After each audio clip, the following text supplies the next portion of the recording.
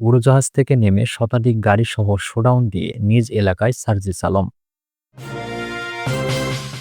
এদিকে কুমিল্লায় বিএনপির সাংগঠনিক সভায় পাল্টাপাল্টি ধাওয়া, ১৫ জন আহত।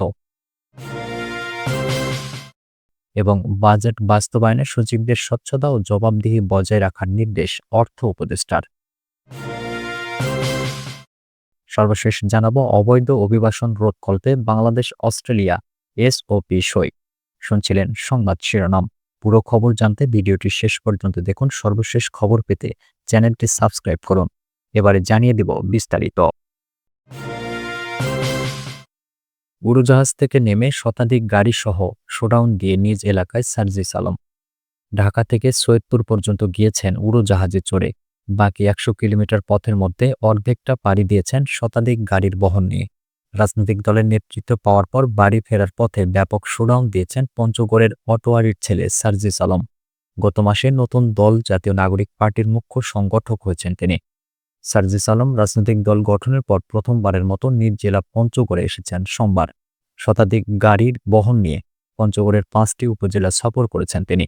সার্জিস আলম ঢাকা থেকে উড়োজাহাজে করে সৈয়দপুর বিমানবন্দরে পৌঁছান বেলা 11:30টার দিকে। সেখানে কয়েকটি গাড়ি নিয়ে তার ঘনিষ্ঠজনেরা অপেক্ষা করছিলেন। বিমানবন্দরে সাংবাদিকদের সঙ্গে কথা বলে পঞ্চগড়ের উদ্দেশ্যে রওনা হন তিনি। দুপুরে তিনি দেবীগঞ্জ সদরের ফার্মগেট এলাকায় পৌঁছান। সেখানে জেলার ৫ উপজেলা থেকে শতাধিক গাড়ির বহন নিয়ে আসা এনসিপির নেতাকর্মীরা তাকে স্বাগত জানান। ব্যান্ড দলের সদস্যদের সরব উপস্থিতিও সেখানে ছিল। পরে সেখান থেকে তিনি ছাদখোলা গাড়িতে দাঁড়িয়ে দেবীগঞ্জ উপজেলা শহরের বিজয় চত্বরে যান। সেখানে একটি পথসভায় বক্তব্য দেন সার্জিস। কুমিল্লায় বিএনপির সাংগঠনিক সভায় পাল্টাপাল্টি ধাওয়া, ১৫ জন আহত। কুমিল্লার ১৪ গ্রামে বিএনপির সাংগঠনিক সভাকে কেন্দ্র করে দলের দুটি পক্ষের নেতাকর্মীদের মধ্যে পাল্টাপাল্টি ধাওয়া ও সংঘর্ষের ঘটনা ঘটেছে।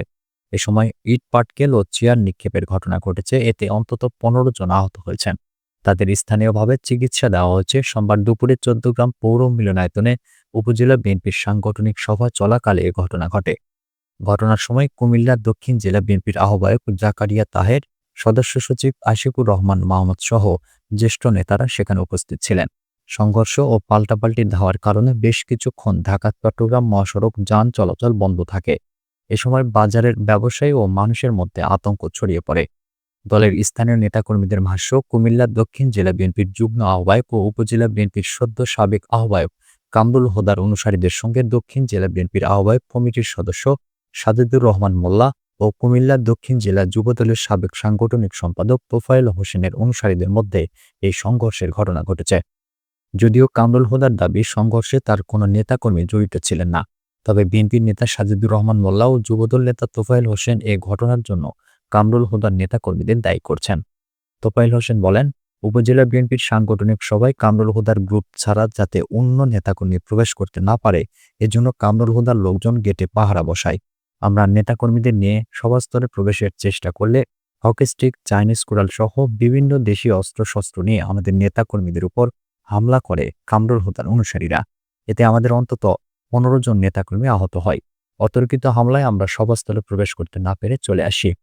সাজিদুর রহমান মোল্লা বলেন, নেতাকর্মীদের নিয়ে আমি ঘটনাস্থলে প্রবেশের চেষ্টা করলে আমাকে লাঞ্ছিত করে। এছাড়া আমার নেতাকর্মীদের উপর হামলা করে। এতে পাল্টাপাল্টি ধাওয়া হয়েছে। আমি সভাস্থলে প্রবেশ করতে না পেরে স্থানীয় আবুল খায়ের মার্কেটের সামনে এসে নেতাকর্মীদের নিয়ে অবস্থান করি।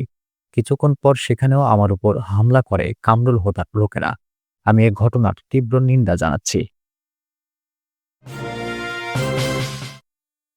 বাজেট বাস্তবায়নে সচিবদের স্বচ্ছতা ও জবাবদিহি বজায় রাখার নির্দেশ অর্থ উপদেষ্টার। আগামী ২০২৫-২৬ অর্থ বছরের বাজেট বাস্তবায়নে স্বচ্ছতা ও জবাবদিহি বজায় রাখতে সচিবদের নির্দেশ দিয়েছেন অর্থ উপদেষ্টা সালেউদ্দিন আহমেদ। তিনি সাংবাদিকদের কাছে বলেন, আমি তাদের বলেছি বাজেট বাস্তবায়নে তারা যেন জনগণের কল্যাণটা দেখেন এবং সময়মতো সবকিছু করা হয়। সচিবালয়ে সোমবার ২০২৫-২৬ অর্থ বছরের প্রাক বাজেট আলোচনা শেষে সাংবাদিকদের এ কথাগুলো বলেন তিনি। বাজেটের সর্বোচ্চ বরাদ্দ পাওয়া ২৫ মন্ত্রণালয় ও বিভাগের সচিবদের সঙ্গে এই আলোচনা হয় অর্থ উপদেষ্টার। তিনি এরপর সাংবাদিকদের সঙ্গে কথা বলেন। বাংলাদেশ ব্যাংকের গভর্নর আহসান এইচ মনসুর, অর্থ সচিব মোহাম্মদ খায়রুজ্জামান মজুমদার, জাতীয় রাজস্ব বোর্ডের চেয়ারম্যান মোহাম্মদ আব্দুর রহমান খান, অর্থনৈতিক সম্পর্ক বিভাগের সচিব শাহরিয়ার কাদের সিদ্দিকী, আর্থিক প্রতিষ্ঠান বিভাগের সচিব নাজমা মোবারক সহ মন্ত্রণালয় ও বিভাগগুলোর সচিবেরা উপস্থিত ছিলেন।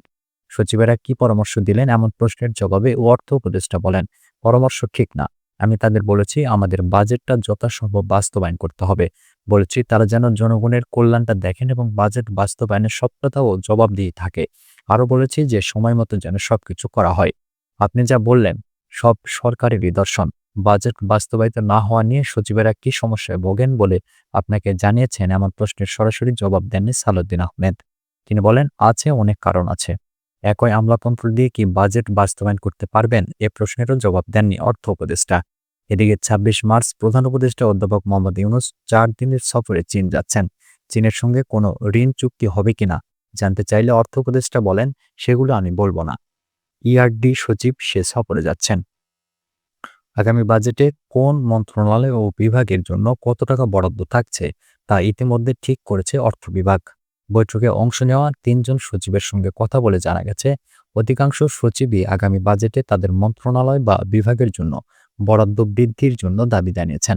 যেমন শিক্ষা মন্ত্রণালয়ের পক্ষ থেকে বলা হয়েছে এমপিও ভুক্তির জন্য তাদের বাড়তি টাকা লাগবে। সূত্রগুলো জানায় অর্থ উপদেষ্টা অপচয় রোধে প্রয়োজনীয় পদক্ষেপ নিতে সচিবদের নির্দেশ দিয়েছেন। বলেছেন, শিক্ষা ও স্বাস্থ্য খাতে শুধু ভবন নির্মাণ অর্থাৎ অবকাঠামো তৈরিতে সবাই মনোযোগী। এ অবস্থা আর চলতে দেওয়া যাবে না। সংশোধিত বাজেট নিয়েও কথা উঠেছে আলোচনায়। সচিবেরা বলেছেন, প্রতি বছরই সংশোধিত বাজেট প্রণয়ন করতে দেরি হয়। এমনকি এবারের সংশোধিত বাজেট হতেও দেরি হচ্ছে। এতে বাজেট বাস্তবায়নের সমস্যায় পড়ে তারা। এমন পরিস্থিতির অবসান চাইলে অর্থ উপদেষ্টা তাতে একমত পোষণ করেন। অবৈধ অভিবাসন রোধকল্পে বাংলাদেশ অস্ট্রেলিয়া এসওপি সই। স্বরাষ্ট্র উপদেষ্টা লেফটেন্যান্ট জেনারেল মোহাম্মদ জাহাঙ্গীর আলম চৌধুরী বলেছেন, বাংলাদেশ ও অস্ট্রেলিয়ার মধ্যে একটি স্ট্যান্ডার্ড অপারেটিং প্রসিডিওর স্বাক্ষরিত হয়েছে, যা দ্বিপক্ষীয় সম্পর্ক ও অংশীদারিত্ব জোরদার করার পাশাপাশি অবৈধ অভিবাসন ও মানব পাচার রোধকল্পে একটি মাইলফলক হবে।